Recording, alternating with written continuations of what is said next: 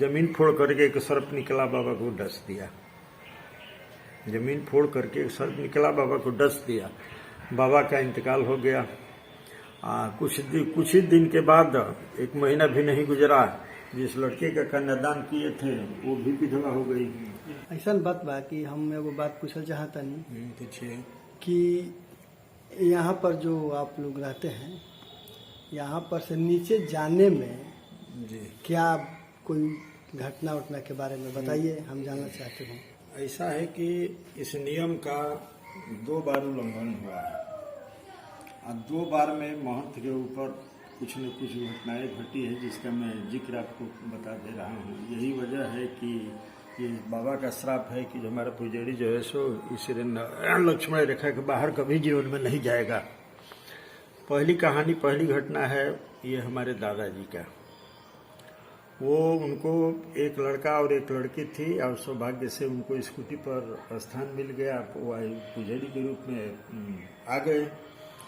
लोगों ने कहा कि ऐसा है कि कुछ दिन के बाद कि बाबा ऐसा है कि लड़के की शादी तो कभी भी हो सकती है, लड़की सियानी होगी, उसकी शादी के लिए आप सोचिए।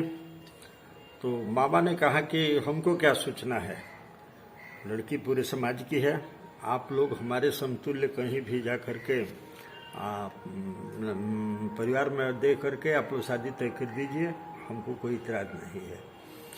लोग गए, शादी अपना करके तय करके आकर के बाबा से लोग बता दिए।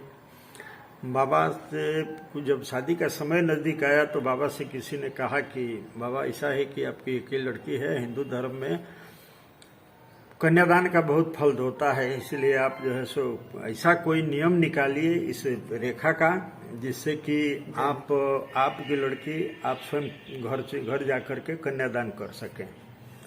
बाबा कुछ दिन सोचने के बाद से बाबा ने कहा कि असंभव है, इसका कोई कार्य नहीं है।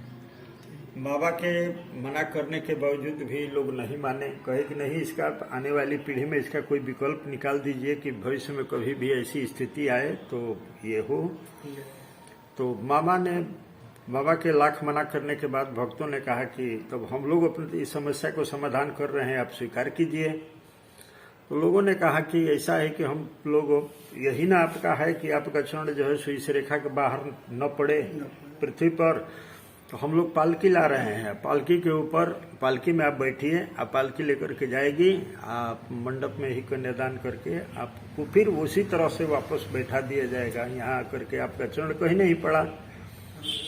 बाबा ने फिर सोचा, फिर कहा कि कोई अनिष्ट हो जाएगा, फिर लोग भी नहीं माने।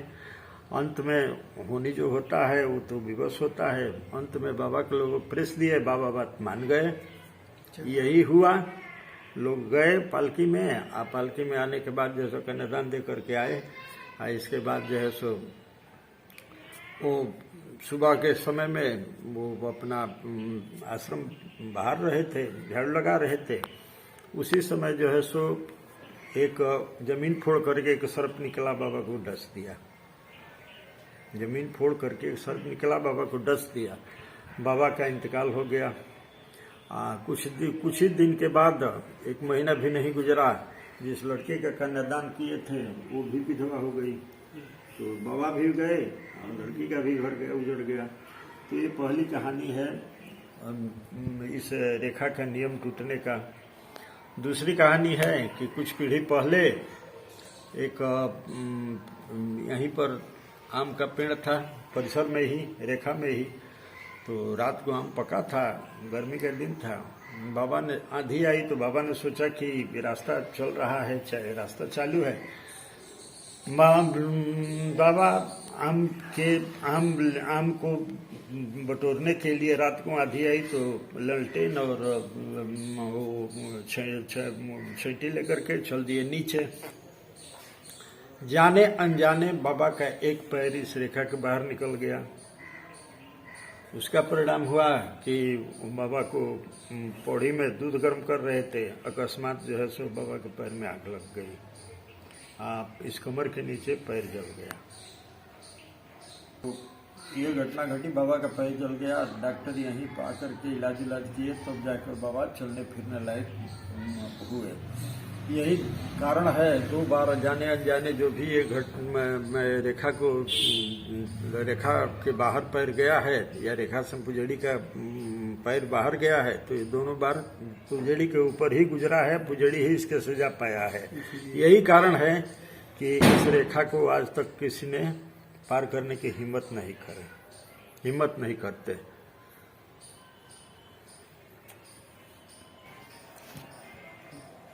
इस कुटिया के बहुत ही धन्य है कि यहाँ पे सब महात्मा जी आते हैं तो नीचे नहीं जाते।